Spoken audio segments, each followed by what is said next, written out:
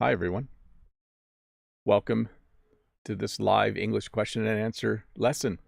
We'll be starting in about 26 seconds. You can see on the timer up there. I'm just going to double check a few things to make sure that they are working. And we'll go from there. It sounds like everything's working, and we'll be able to start in about 10 seconds. So let's get ready for that. I think I forgot to do one thing. I can do that quickly, though, because I'm fast like that. Well, hello and welcome to this English lesson where we're outside. We're outside today for a little session where you get to ask a question and I'll try to answer your question. Sometimes it's hard for me to think of the answers, but sometimes there's just so many questions I don't get to them all. I do want to mention a few things today. One is please keep the chat as a friendly English-only conversation. If you do have a question, there is a link in the description below that you can use. It goes to a form that you can fill out to ask your question, or Todd or Dave will put a link in the chat occasionally so that you can use that to ask your question as well. I'm just going to do another audio check and talk about a few more things. I think everything is working great. I have a little surprise for everyone today. I'll show you the surprise in about 10 minutes. Before I show you the surprise, though, I do want to get started. So let me go to the question sheet and see if there are questions ready to go. There usually are. Let me get the questions on the screen. This one is from Mike. Let me just check something for a sec. Mike says, "Hi, Bob. Could you clarify the meanings of these? Fact check, intimidate, and vicious. Hats off to you for your help." So first of all, when you fact check something, it usually means you are writing a story, maybe a news article, something that people are going to read. And you want to make sure that your facts are correct. If you were writing a news article about a car accident, you'll want to know what time it happened, where it happened, who was involved. You'll want to make sure all your facts are correct. So you will do some fact checking. Intimidate, when you intimidate someone, it means you try to get them to do what you do through either talking to them meanly or actual violence. So when you intimidate someone, it's not a good thing. Sometimes people will lean over you when they're talking to you to try and intimidate you, to try and make themselves seem a little bit taller. And then last one, vicious. This is an easy one. Oscar is not a vicious dog, but some people have vicious dogs. A vicious dog is a dog that barks, a dog that growls, and a dog that might bite. So when you describe an animal as vicious, it means they are very, very mean, and the possibility is that they might try to attack you. Hopefully that doesn't happen. Next question from Ruslan. Ruslan says, "Hello, the most respected teacher Bob." I added important there. Sorry. "Hello, the most respected teacher Bob. How are you, sir?" I am good, Ruslan. "What is the most popular cereal in Canada and what is your favorite one? Have a nice weekend." So I don't know what the most popular cereal is. I know for my kids, they like us to buy Honey Nut Cheerios. They like Frosted Flakes. They like Fruit Loops. They like the cereals that have lots of sugar in them. My favorite cereal, by the way, is Cheerios because it has the least amount of sugar in it and still tastes really good. So I often have a bowl of Cheerios as a snack. That's something that I like to do when I'm hungry. Instead of eating cookies or other baked goods, I like to eat Cheerios as a snack. Let me check the audio for a second. Nice. Everything's working great. So you're probably wondering what the surprise is. It's not a big surprise, but I will get to it in a moment. Let me do a few more questions first. Trapito says, "Hello, Mr. Bob. How to know words intuitively?" So when you know words intuitively, it means you use them without having to stop and think about what word you want to use. The best way to use words intuitively, I would say, is to practice your speaking, but to also do a lot of listening practice. Listening practice allows you to hear English speakers using words connected to each other in a very natural way. And you will kind of learn that even without thinking about it. You will slowly absorb that knowledge. So I would say do a lot of listening practice. Let me see here.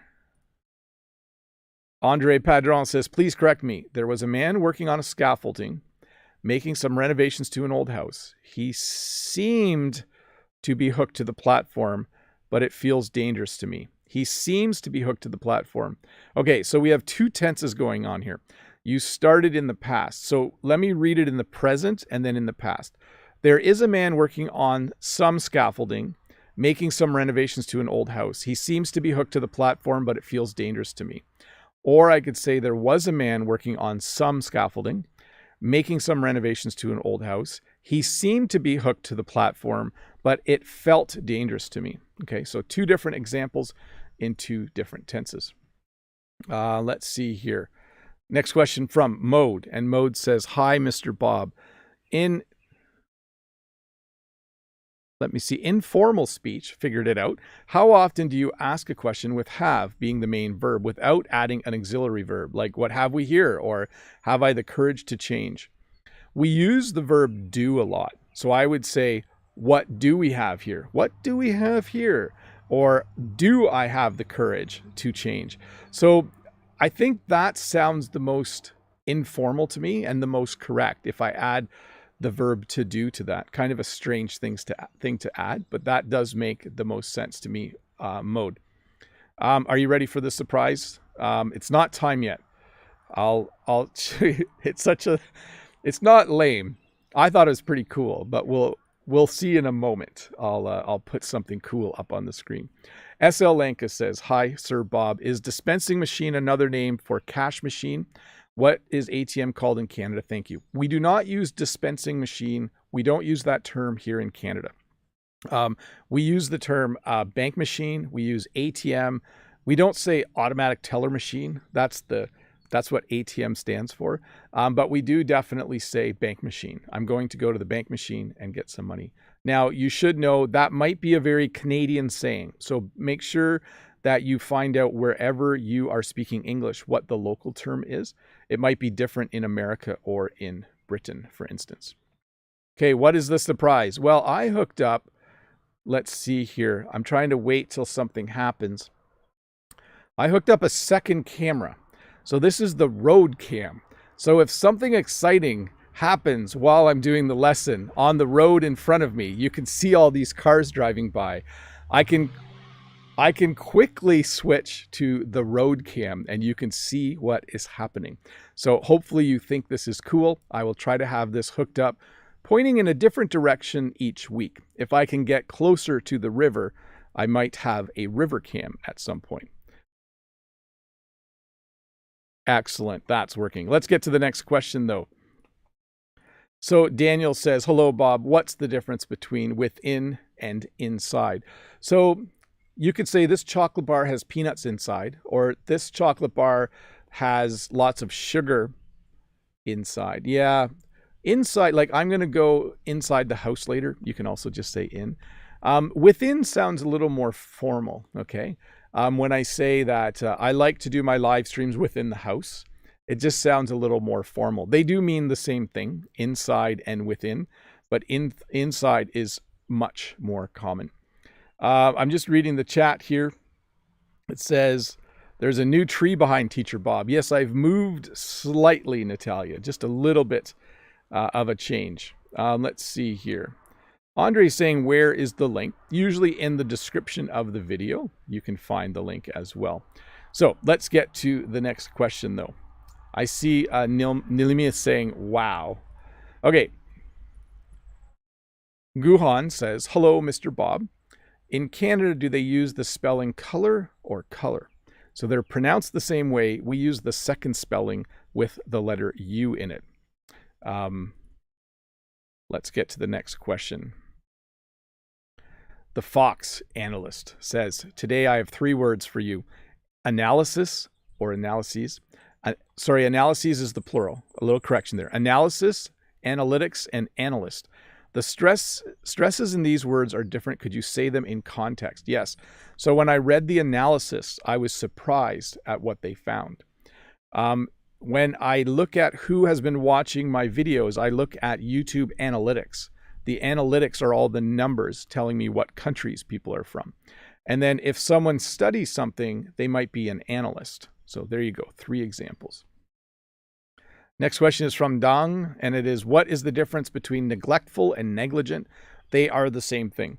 If you have a dog and you don't feed your dog, you are being neglectful. You are not doing all of the things that the dog needs done, okay? If you don't feed your dog, you are being negligent as well, okay? So negligent and neglectful are very similar. I think negligent in legal terms might be more serious. Like if you are negligent, I think you can be given a ticket or a fine or even arrested if you are negligent. So it's a little more serious, but they do mean the same thing. Jan says, I have a question between bush and forest. What is the difference? It really depends on where you're from, Jan. In my area of Ontario, Canada, we often refer to the forest as the bush. You know, he's out in the bush hunting, or they're going to go camping out in the bush. And it means the same as forest, but it's different depending on what region you are in. If you are in a different region, it's possible that they call it something else as well. So either bush or forest. Sorry, I'm a little distracted. Excellent. I'm a little distracted because I'm actually streaming this lesson one level up in quality. I normally stream in 720p, but I'm streaming in 1080p today, and it seems to be working great. So I'm very, very happy about that. But I do like to check every once in a while to make sure things are working. Henry from Taiwan. Hi, Teacher Bob. Have you been fully vaccinated? We have to use BEEN. Have you been fully vaccinated? How did you feel after getting a jab? Thank you. I am not fully vaccinated. I have my first shot. I got the Pfizer vaccine on April 15th. And about a week later, I had a bad headache for a day, but I don't actually know if that was from the vaccine because I get headaches sometimes no matter what. And then I'm getting my second shot, I think in a week and a half, I think is my date. At the end of June, I'm getting my second shot. Let's see here. Judith has a follow-up question from yesterday. Hi, Bob. My question relates to my yesterday's question at 16 minutes and 22 seconds. I think there should be something between must and through. What would go there? Between must and through. You know, Judith, leave this question in the comments because I'm having trouble remembering your exact example from yesterday. But I'll make sure I do answer that. I think you're right, though. I think something like, I'll give you an example of something between must and through. In order to go to a city close to me, you must go through a tunnel. So it does happen where you have verbs between. But I think in your example, it's a little different. Let's see here. Okay, I'm going to skip the next question. Sorry about that. I might have just accidentally skipped 2 questions. Sorry if I skipped your question by accident. Here we go. Eduardo. Bob, good morning. Got a phrase that I don't understand from a song. Don't write yourself off yet. It's only in your head you feel left out or looked down on. Thanks. I think I know this song and I can't remember it. So when you write yourself off, here's what write off means. When a car is really old, eventually you might just write it off. You might just stop driving it, okay? When you write yourself off, it means you give up or you've decided not to do what you're doing anymore. So I'm trying to be a singer, but I'm just going to write myself off. I'm not going to succeed at this. And then it's only in your head you feel left out. So it's only in your head that you feel like people aren't enjoying your company. That's how I would say that. Let's see here. Mirage has the next question. Hi, Teacher Bob. I wanted to know what is the difference between straight and natural and the difference between cash in and cash out. So when something is straight, I mean, it literally has no curves in it. Okay. I can hold my hand up straight. And when something is natural, it might have some curves to it. Okay. A canal is very straight. A river is a little more natural where it flows left and right. The difference between cash in and cash out, I don't really know. I don't use cash in or cash out a lot, but you might own stocks And at a certain point, you might want to sell them and you might want to cash in your stocks. And we would also say that you're going to cash out, okay? So you would use cash in with the object. I'm going to cash in my stocks. I'm going to cash in my bonds. It's more of a financial term. And in general, we would say cash out. Next question from Mai. Hello, Teacher Bob. Hi, Mai. What should I do first if I want to start learning IELTS? Can you make a video about this topic? So I don't know a lot about the TOEFL and IELTS tests. I mean, I know enough that I've talked to students who've taken the IELTS test, but I might do some research and I might actually buy a study kit and then make a video about the study kit for the IELTS test. Let me write that down somewhere and I'll try to remember that in my. Let's see here. Bernadette from Belgium. Hello, Bob. When do you use the word entry or the word entrance? Thank you for your answer. So our house has a front entrance or it has an entryway. So the entrance is the actual door. The entryway is the room at the front, the very first room that you walk into. When we use entry, yeah, it's at the front entry. So if I said to a student, when you get to school, I left some stuff for you, it's by the front entry. I might just say front entrance. They're totally interchangeable. I think I use entrance more than I use entry. Sorry, I hope I don't mess anything up here. I have to, there is a caterpillar here and it's climbing into my computer. I know last week we had a friendly caterpillar. This week we have another one. So I'm just gonna notice they're a lot bigger. They are a lot bigger now than they were last week. In 1 week, they've grown to be almost an inch long. Let's see here.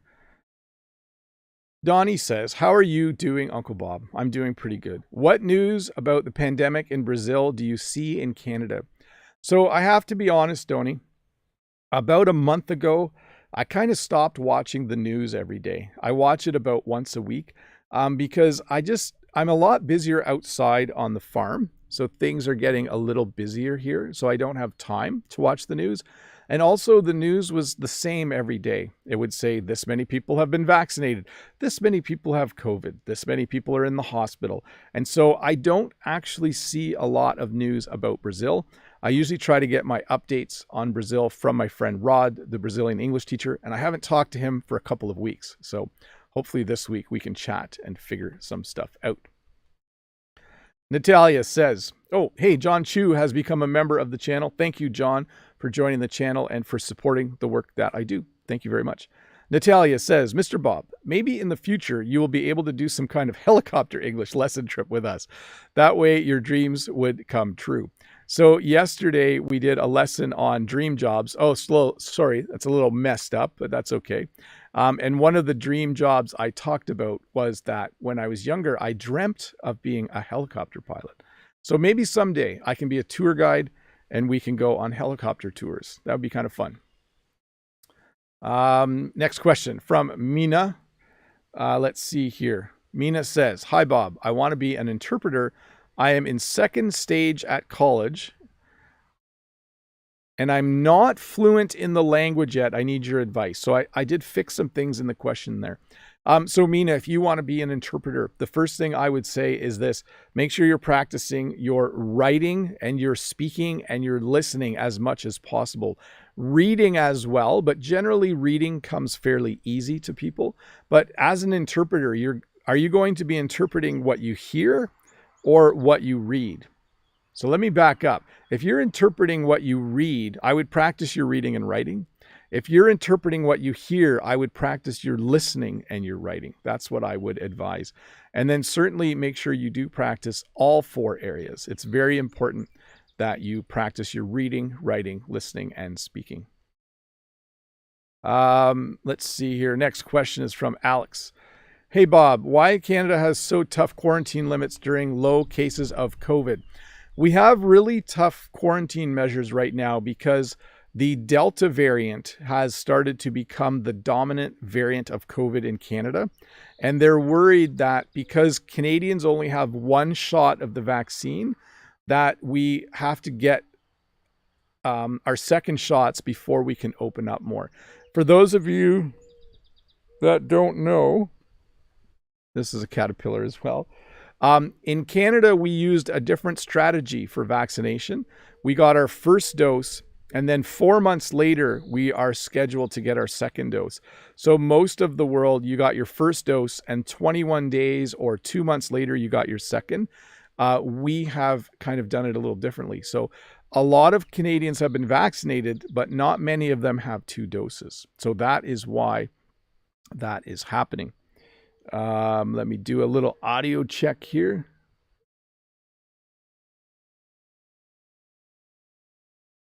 Looks like everything's working great. Sorry to be quiet for so long. Let's get to the next question. Next question is from Joanne from Quebec. Hey, Bob, do you say I have under-eye circles or I have pockets under my eyes? No, we say we have bags under our eyes. Sometimes as I get older, I think they're permanent, but when I don't sleep well, I have bags under my eyes. I think that's what you're talking about. It's fairly common if I sleep very poorly, or especially about a week or two ago when my allergies were really bad, I would have bags under my eyes. You can even still see them a bit. You can see a line here and there's it's a little bit poofy there. That's just how I look. Let's see here. Kelly says, can you tell what is the difference between the words inception and undertake? Inception is simply the beginning of something. You know, he's worked at the school since its inception. Since the very beginning, he has worked there. And then when you're going to do something, you undertake it. So this year, Jen has decided to undertake growing some new flowers. It means she's decided to do that. Sorry, I go to road cam again more often, but there's nothing going past our place today. Usually there's big farm machinery that goes past. If you're wondering, that is the river. What you're seeing on the screen now is what I see when I look past my camera. So I have a camera pointing the other way. Nothing exciting has gone by. All the big farm machinery went by earlier this morning, I think. Let's get back to the questions. Irina says, hi, Bob. How do we pronounce hangover and hungover? And how do you spin off? Thank you. So when you drink too much, the next day you have a hangover. When you wake up, you would say to someone, I have a hangover, or you would say, I'm hungover. Okay. It's just that really weird, gross feeling you have if you drink too much the night before. You might even have bags under your eyes if you have a hangover. And then a spin-off is like a TV show that's based on another TV show. So let's say the show Friends, if the character Joey had his own show, we would call that show a spin-off. Let's see here. Daniel says, dear teacher, did you watch Canada hockey team? Did you watch the Canadian hockey team playing at the World Tournament this May? They did very well, thank you. I did not get a chance to watch them. As I mentioned, between YouTube and teaching and the farm getting really busy, I have not had a chance to watch a lot of TV. Hey, I do want to say hi to the 511 people who are watching. If you're new here, there is a subscribe button over here. You should click it. When you click that button, you become a subscriber. It's free, and you get notified when I do new English lessons. If you don't know who I am, I'm Bob the Canadian. I make English lessons here on YouTube. There's a new video lesson every Tuesday, and then there's a live stream every Friday and Saturday. This is the Saturday live stream where I answer questions from people as quickly as I can so that they can understand the English language a little bit better. Kita says, hello, Bob. You are the best teacher. I'm going to add a the there. What is your favorite food? Do not miss this question, please. My favorite food is pizza. Always has been. Last night we had pizza, though, and it didn't taste very good. It's rare for that to happen to me. Usually I really like every kind of pizza imaginable, but for some reason, last night's pizza had a strange taste. It wasn't as enjoyable as I expected it to be. Sita says, hello, Mr. Bob. Could you please use the word nosy in some sentences? Thanks in advance. Your job helps me a lot. So someone asked the other day, about the difference between job and work. In that sentence, you would actually use the word work. Your work helps me a lot. Nosy. Yeah. I'm trying to think of someone who's nosy so I can give you an example sentence. I'll say this. This is not true. This is just an example, but my brother is really nosy. My brother is always asking me questions about my life. He is a very nosy person. He always wants to know what I'm doing and what I'm up to and how much money I make at work. He's very, very nosy. By the way, if you're one of my two brothers, that was just an example. I know you guys aren't nosy. You're actually the opposite of nosy, and I appreciate it. Next question from Sala. Sala says, hello, Bob. How are you? Fine. Yes, I'm fine. Could you give us some tips to improve speaking skills and to be able to think without hesitation? And thank you. So what I find is a good drill to help you learn to think in English is actually a writing drill where you just try to write in English as fast as possible and you try not to think in your own language. So just write as fast as you can all of the simple things you know, like I am a man, I work at a factory, I like pizza, I like fish. Maybe you have pet fish, I don't know. Try to do some speed writing and force yourself to not think in your own language. And the second thing, Sala, is to just have as many conversations as you can in English. There's a link to a website called Preply below. Find a tutor, meet with that tutor for 30 minutes to an hour each week, and speak as much English as you possibly can. Did I say French earlier? Speak as much English as you possibly can. Have as many English conversations as you possibly can. I'm not sure I said French, but I might have. Next question from Ellen. Hello, Teacher Bob. How are you doing? Hope you're doing well. Could you please explain why some people say I do like instead of I like? Please excuse my English. We do it for emphasis. So if you said something like, I like donuts and I like cookies and I do like pizza. I do like having pizza on a Friday night. Oh, I really do enjoy pizza. So we add words sometimes when we want to emphasize things a little bit. Let's see here. Next one here. Marwanto. Hi, Mr. Bob. How do you solve burnout problems? Thank you, Mr. Bob. So I have the advantage over other people because I did kind of burn out about 20 years ago. A long time ago in my career, I was working too much. I was working 60 or 70 hours a week, and I think I kind of burnt out. When I look back, I'm pretty sure that I was burnt out. And so I know what the feelings are when I'm getting too busy, and I try to avoid them. It's not always unavoidable, but generally for me, I have certain strategies that I use if I'm starting to feel a little bit burnt out. The number one thing I do is I make sure I go for a walk every morning when I'm feeling burnt out, no matter how busy I am. And I make sure I eat healthy food when I'm feeling burnt out. Those two things are the basis for surviving those times for me. Paula. Hello, Teacher Bob. My question is, how do I learn informal English faster? So there's no real way to speed up your English learning, but you can certainly do things like I mentioned before. Go to italki or Cambly or Preply and find an English teacher, an English tutor that you can meet with each week. Someone who will specialize in and help you learn how to speak informal English. There's no way to speed up English learning. It's really more about getting a lot of variety and spending as much time as you can. Let's see here. Tehun says, hi, Bob. Pardon me is a useful phrase in conversation. Yes, I say pardon me all the time. Okay. If I am out in public and there's other people, like before COVID, and I have a question, I might walk up to someone and say, pardon me, could you help me find the closest pizza restaurant? Pizzeria. That's how I would use it. When I'm asking a stranger a question, I would say, pardon me, could you tell me, is there, do I have to pay to get into this park or is it free? Kamal says, hi, Bob. Accept, aspect. Pronunciation is difficult for me. So let's do this again. I have to accept that sometimes I'm too busy. So I'm saying a little more of an A sound. I have to accept. I have to accept. I like most foods except I don't like, what don't I like?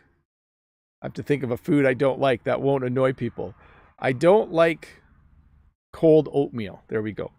I like most foods except I don't like cold oatmeal. And then what aspect of cold oatmeal bothers you the most? It's the texture. It's very, very weird to eat cold oatmeal. Hey, I'm going to do a little switcheroo here for a sec. Give me a minute. I think something weird is happening with my computer. Hopefully I can still do this. We're going to switch to members only chat. Hopefully that actually happened. I'm going to go to no display. Let's go to Roadcam for a bit while we're waiting for questions to come. We are now in members only chat mode. That means if you are a member of the channel, if you click that join button below at some point in time, you may now ask questions directly in the chat for the next 10 minutes, and I will do my best to answer them. Thank you to all of you who are members. You guys are awesome, and I look forward to seeing what questions you have for me. Here we go. Sita says, thanks a bunch, Mr. Bob. Now I know how to use nosy. Yes, there's a lot of nosy people in the world, isn't there? Lolly says, bonjour, Bob. S'il te plaît, what's the difference between the verb end and the verb finalize? So when you end someone, or when you end something, when you end someone, it means you kill them. I should have said that. When you end something, it means you bring it to a close, okay? If I say I'm going to end this live stream, it means I'm going to click the stop button. I don't know where when you end someone, that was a little odd. That was a little bit of a misquote by me. When you finalize something, you make sure everything is in order. So I have to finalize my student grades next week. It means I need to look at all their grades and make sure they're correct. And then at the very end, I push a button that says, I approve all of these grades. When you finalize something, it's a careful process when you finalize something. Julia, hi, dear teacher. I have 2 questions for today. They are 1, rest my case, and 2, she squashes her beef. What do these 2 phrases mean? I don't know what the second one means, but the first one means that you are no longer going to argue. It looks like someone's driving in to get flowers. I don't have a camera on the flower wagon, but someone's here to get flowers. If you hear Oscar, so let's see. Brent says the audio is still good, but it's different. Maybe something to do with the computer. I wouldn't worry about fixing it though. Yeah, I was wondering that. Yeah, it's a little difference every once in a while with the audio. Okay, I'm a little distracted. Let me get back to the right screen here. When Oscar barks, it distracts me a little bit. Okay, let's see here. Bernadette says nosy equals fouinier or fournier. Fournier, sorry, mispronounced it. Rod, Julia Olise, hello, how are you? Semra says, hey everyone, it's nice to be with you on Bob's Live. Hi Semra, good to see you too. Julia, I like your new camera and how you always improve things. Yes, I try to make sure that I'm always learning something new, especially for my YouTube channel. Around the month of June is when I start to try new things or buy new things because I have a couple months off in the summer to kind of practice and learn how to use those things. Anita says, hi Bob, I hope you are doing good today. I come late. Lolly says, merci beaucoup. Let's see here. And Elias, you know what else I need to get? I need to get something that covers my screen so it's easier to see on a bright day. Elias, hi Bob, how are you? Could you give us an example using the phrase between a rock and a hard place? Well, let's see. Let's say my cousin was getting married in 3 months and my friend was getting married on the same day. I would be between a rock and a hard place because I can't go to both. That would be extremely difficult. And so when you use the phrase to be between a rock and a hard place, you have 2 things and you can't do both. Okay. So it's a challenging situation with 2 choices. Let's see here. Mode Egg says, I was wondering the other day if Todd and Dave are considered members of the channel. Maybe they're elite members. Thanks, gentlemen. They are highly valued members of the channel. Let's see here. Mode Eggs. Oscar's becoming vicious. He does bark when strangers pull in, but then that's it. His bark No, his bark isn't worse than his bite. Sorry, he barks. He doesn't bite. Julia, hi Rod, I am excellent. How are you? Lolly says, I can hear Oscar. Oscar is happy, says Bernadette. Let's see here. She squashes a beef, probably has something to do with ending an argument. Yeah, when you have a beef with someone, it means that you're annoyed with them, okay? So when I was younger, my dad and his one brother, there was some kind of beef between them. They didn't get along, and then eventually they resolved their issues. Anita, hi Bob. What's the difference between status and situation? So my status at school is that I am a teacher. And you would say status just refers to someone's level or position in life. Situation is just anything you're currently doing. So the situation here right now is that it's beautiful weather and I'm outside doing a live stream. Let's see here. Mode Ag says, I read this somewhere online and it literally describes me. Learning French has always really encouraged me. Oh, let's go to road cam quick. Motorcycles are going by. You probably can't see them very well, but yes, small group of motorcycles just went by. Not a motorcycle gang, just a few motorcycles. Learning French has really encouraged me to live in the moment because I currently can't conjugate any other verb tense. Yeah, there's this funny cartoon about how people learning a new language speak in the present tense all the time. Julia, probably it is Brent. Yes. And then thank you for your answer, Mr. Bob from Marwanto. No problem. Elias says, thanks, Bob. Elias says, Bob, could you give 2 examples using the word swing in different contexts? Okay. The other day I talked about baseball in one of my videos. When you have a bat, you swing the bat. Okay. Let's see. How else could you use this? I could say, hey, I might swing around later and pick up the tools you borrowed from me. So you can use it in that sense as well. And little kids sometimes play on a swing. So there's a lot of different, you can use it as a verb, as a noun, a lot of ways to use it.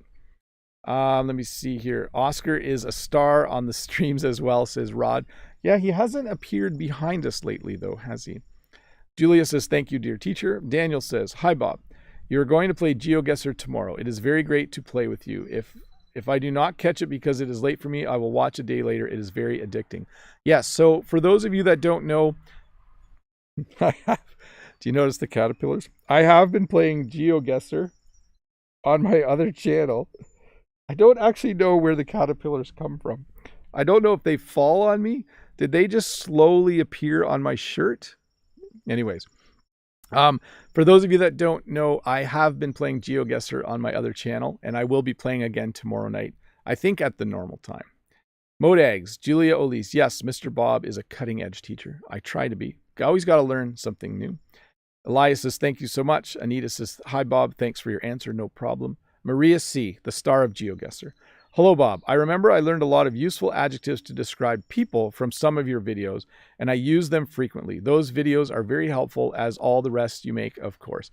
Yeah, so interestingly enough, my Friday morning lessons, where I just teach about 40 or 50 words, they are a lot of fun to make, and it's a lot of fun to see how many phrases I can use the words in. Because like I mentioned before, I want it to be more than just a straight vocabulary lesson. So, and I try to find 40 or 50 words on one topic. I have not run out of ideas yet.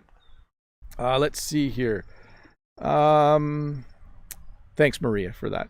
Mirage says, hi, Teacher Bob. Could you explain which one is correct? How much you make in a week or a week? I pay rent a week or weekly or in a week. So I'll just use this in a few sentences. How much money do you make in a week? Or how much do you make in a week at your job? That's how I would say it. You could also say, how much money do you make a week? Both would be correct. Both of your examples are correct. For number 2, how much rent do you pay per week? How much do you pay per month?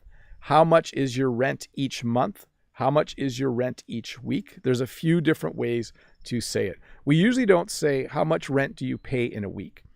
We will say, how much money do you make in a week? Okay. So a little bit of that's a tricky one, eh? For sure. Elias put a caterpillar emoji. Thank you. Modags. Woo, caterpillars appear out of the blue. Yeah, I'm like making sure I check more often.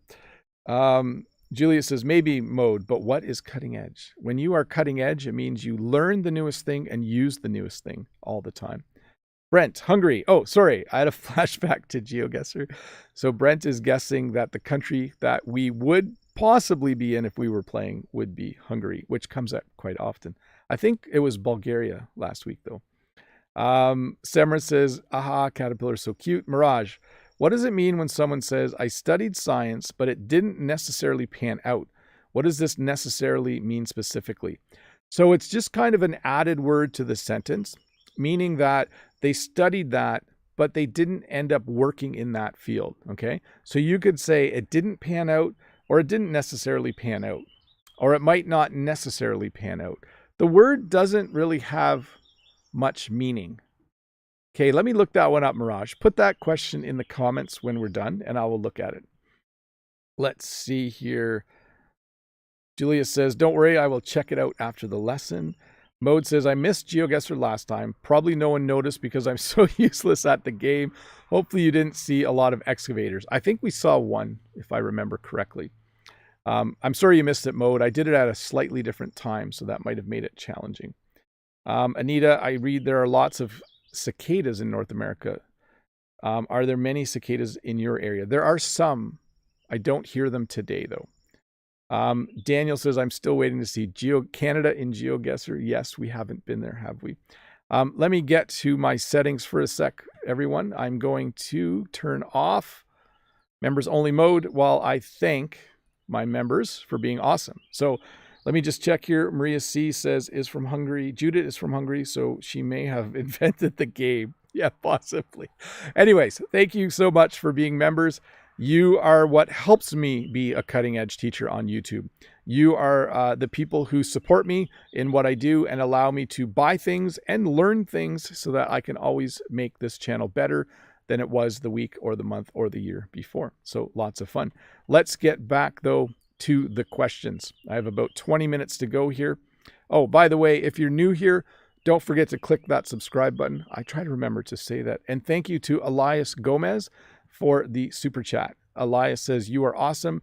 Thank you so much for teaching us. You are welcome, Elias. It's a lot of fun, and I do really, really enjoy it. Let me see here. Roger. Roger says, hello, Mr. Bob. Great to be here. Great to have you here, Roger. Please teach me the best way to say that was good to meet someone. Like in meeting you was the best thing for me to learn English. So here's how I would say this sentence. Meeting you was one of the best things that ever happened to me in my journey towards becoming fluent in speaking English. That was a lot of words to say one thing, wasn't it? Let me rephrase that. Meeting you helped me a lot. I've been studying English for a while, and your lessons helped me.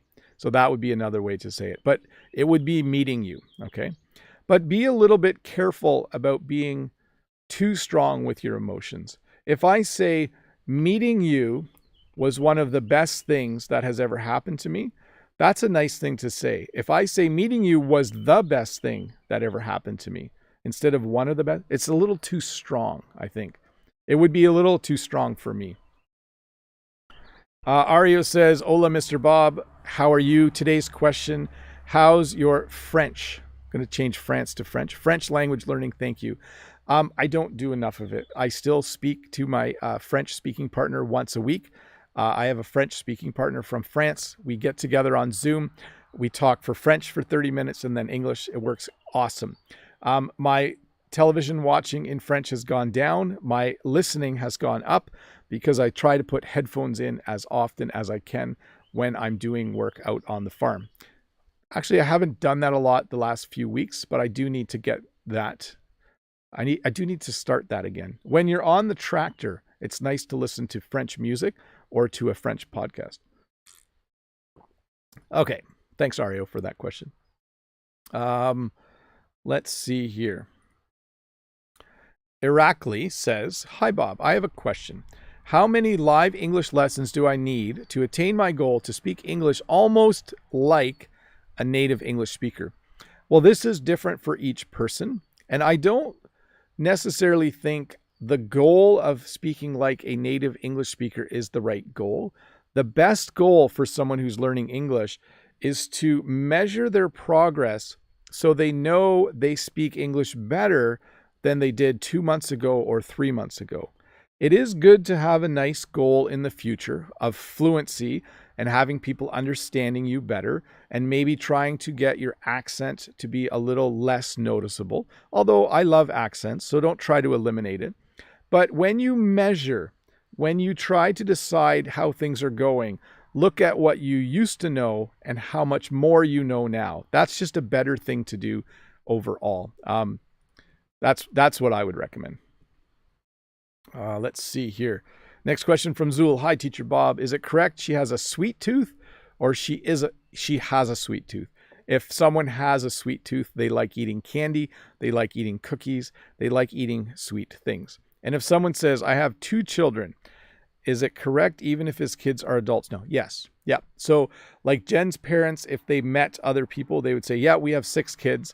They're all grown up and moved out of the house, or they're all adults now, but we have 6 kids. Yes, you still call them kids even though they're adults. You might say we have 6 grown children, but I think it would be more common just to say, yeah, we have 6 kids. And people understand if you look old, that your kids are probably old. Yuri has the next question. Hey, Daniel, thank you so much for the super sticker. I appreciate it. That is awesome of you. Thank you so much. Yuri says, hi, Bob. I have a hard time. I'm going to add an in there. I have a hard time distinguishing the difference between V and W sounds. I have watched tutorials, but it doesn't help. I understand how to make them, but I can't hear the difference. So yeah. So when I say have or how, so you notice when I say have, my lip is hitting my top teeth. I have 5 kids. I have an addiction to pizza. I've admitted it. I have been doing this for a long time. I'm overemphasizing now. When you say things like how, notice your mouth ends in an O. So maybe watch the mouths of native speakers as well, because if you have the visual, if you have that, it might help you connect it with the sound. So if someone says, how did you do that? And you see their mouth form an O, it might be a little easier. Let's see here. Samara. Hi, Mr. Bob. What's the best app for learning English to improve speaking and listening skills? So listening skills are really easy to practice. You can listen to music. You can listen to podcasts. You can watch TV. I said music already. You can find many things to do to practice your listening. You can watch YouTube videos. Speaking, though, almost always requires that you hire someone as a speaking partner. So hopefully you are able to do that.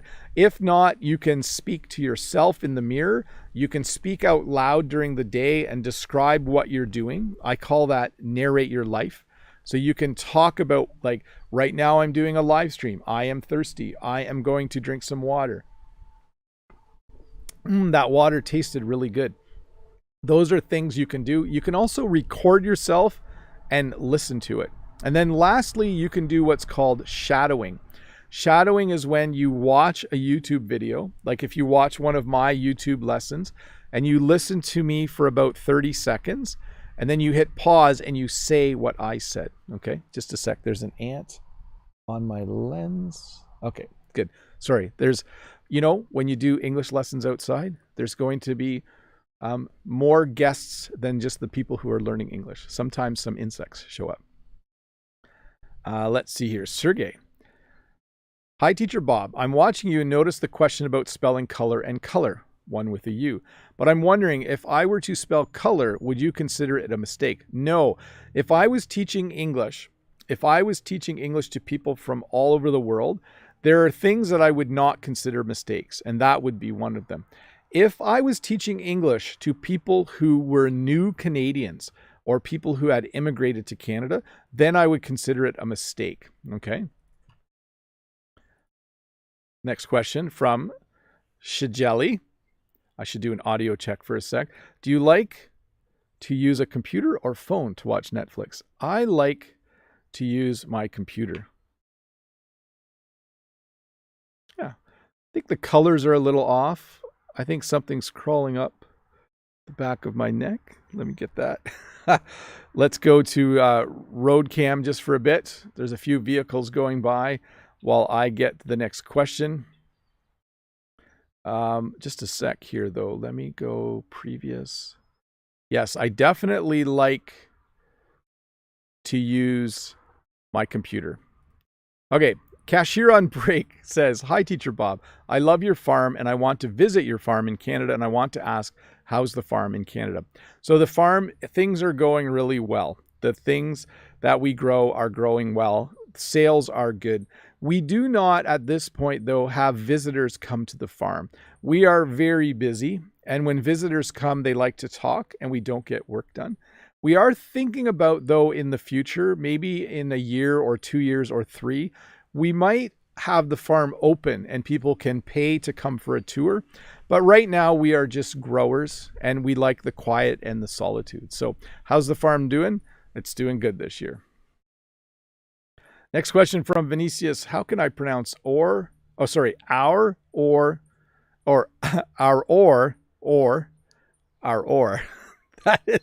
That's a real tongue twister.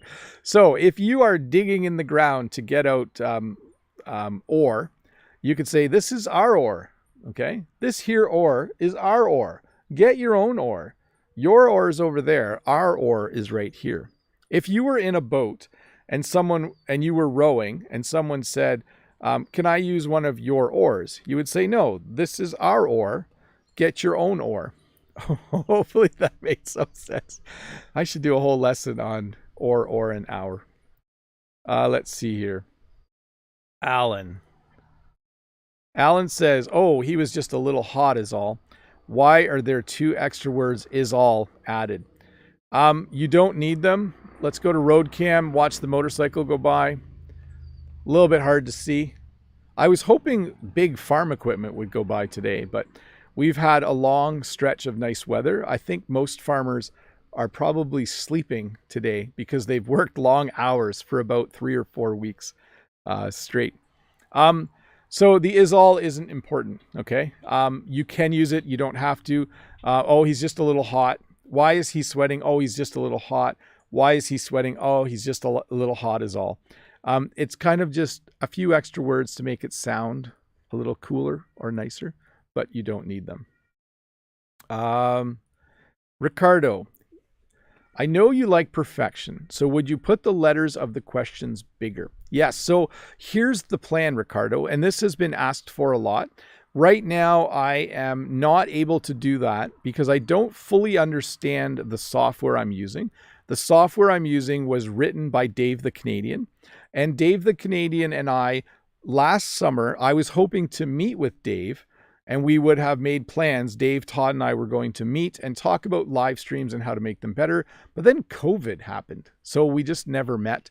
But this summer, hopefully towards the middle of the summer, Dave and Todd and I are going to get together and have a Bob the Canadian meeting.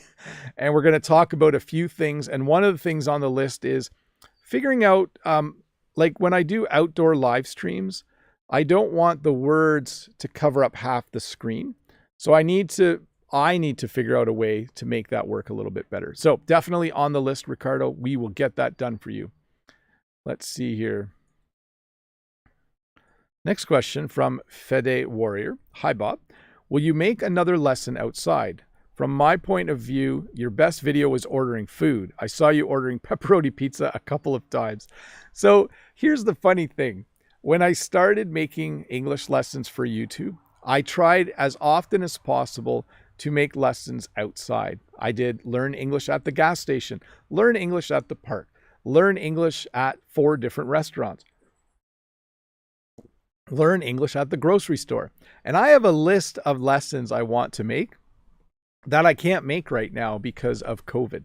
So yes, I will definitely start going places, and I will start making lessons more than just on the farm in the future, for sure. Next question from Israel. Israel says, hello, teacher. How are you? What does keeping up, and I'm not sure what the second one means, so I'll leave that be. But when you're trying to keep up, if 2 people are running and you're getting behind, you might run faster because you want to keep up. You also say you want to catch up. So to keep up means you're running the same pace. To catch up means to run fast so that you're at the same spot as that person. Sometimes people try to keep up with their neighbors. If their neighbor buys a new car, they buy a new car. If their neighbor builds an addition on their house, they build an addition on their house. So we can also use keep up to talk about trying to do the same things as other people. Next question is from Aryan. Hi, Mr. Bob. I'm from Bangladesh. I want to know, have you ever visited the territories in Canada? What types of people live there and what do they do? I have not visited either the Yukon or Northwest Territories. I would love to visit there someday. There are some people there. There are some First Nations people there. There are also people who work for mining companies there. But there's actually very few people that live in that part of Canada. Very, very, not very densely populated at all. Edwin has the next question. What is the difference between may and might? Well, I may have a nap this afternoon. I might have a nap. May sometimes means that you're allowing someone to do something. You could say that if a student said, I'm done my work, what should I do now? I could say, well, you may go to the cafeteria and get a snack. Okay. So that's me allowing them to do it. But when you use it personally, it just means something is possible. You know, I may buy a new bike. I might buy a new bike. Those would mean the same thing. Mel says, what is yeah and right on? These are two ways to show agreement in English. Now, the phrase right on is kind of an older phrase. It was very popular when I was a teenager. Someone would say, hey, I saw the movie Forrest Gump the other day. And I might respond and say, right on. That's a cool movie. And then yeah is just a form of yes. Let's see here. Binir, how can I learn English easily? Well, Binir, this is the thing that, there are some people who will say you can learn a language quickly. I'm not someone who really believes that. So I don't think there is any quick or easy way to learn a language. What there is careful planning and making sure that you make every minute count when you are studying. And there are things like designing your week so you have a routine to study English. I always say if you study English for 30 minutes a day, 5 or 6 days a week for a full year, you will be really happy with your progress. But if you study English for an hour a day for 30 days, you'll make some progress, but you might also... So did anybody see where it came from? Did it fall on me? I don't know. I'll just put them down here. I felt like there was one inside my shirt, actually. I hope not. I'll check in a few minutes when the lesson's done. There are no shortcuts to learning a language. You have to do the work. And you have to do all the work, okay? You have to read, you have to write, you have to listen, you have to speak, learn some grammar, learn some vocabulary. Let's see here. Oscar says, hello, teacher Rob. Another short version of my name. I don't usually use Rob, though. I usually use Bob. This is my question. If someone asks, what do you do? Can we answer, for example, I'm watching TV? Or it has to be, I watch TV. Regards from Cancun. So first of all, in English, the phrase, what do you do, usually refers to what is your job. So if someone says to me, oh, hey, you're Bob, what do you do? I would say, well, I'm a high school teacher and I make YouTube videos. The question, what are you doing, is used when you want to know what someone is doing in that moment. And then you would say, I'm watching TV, or, yeah, I am watching TV, or I'm watching TV. You wouldn't say, I watch TV. Unless that's your job. I don't think that's your job, though. So again, what are you doing is what are you doing in this moment? What are you doing? You would respond and say, I'm watching a live stream with Bob the Canadian. And then if I said, what do you do? You would say, oh, I'm an electrician, or I'm a nurse, or I'm a doctor. Let's get one more question here. So I'm going to address this because it comes up quite a bit. Juan says, hi, Bob. I sent you a message on Instagram. I'm not trying to be rude or mean when I say this, but I get so many messages on Instagram and Facebook and even now in my email, and I don't respond to 99% of them, okay? I have a full-time job as a high school teacher. I help Jen run the flower farm, and I make YouTube videos. I don't have time to answer everybody, and so I don't, okay? I'm not trying to be mean. It doesn't mean I'm not trying to be rude, but when people send me messages, the chance of me responding is pretty much zero because that's just not part of what I'm doing as a YouTube teacher. If you leave comments on YouTube videos, there's a really good chance I will respond to you. I do respond to most comments the first few hours after a video is made. On my second channel, I try to respond to as many comments as possible, but I do not give private lessons, nor do I have time to answer all of the messages that I get. It's just a lot of messages, Juan. So sorry about that. Let's see here. I'm going to skip the next one.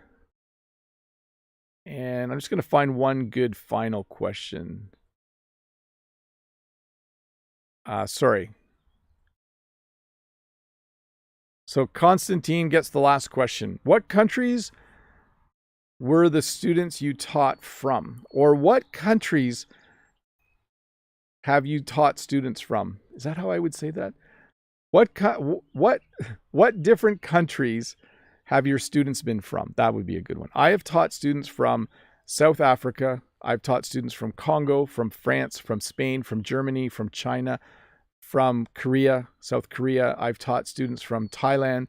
I've taught students from many countries. I can't think of them all right now, Constantine, but many, many students.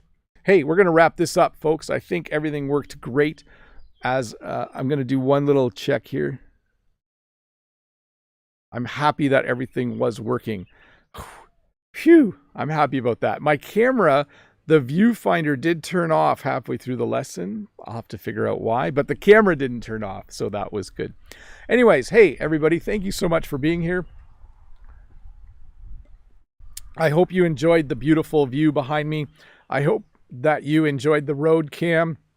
Again, there wasn't as many things going by this time as I thought there would be, but it was still nice to have another view to look at. I do want to say bye to Bernadette, Mode Ags, Maria C, Dave the Canadian, Todd the Canadian, Sita, Brent from American English, Rod the Brazilian English teacher.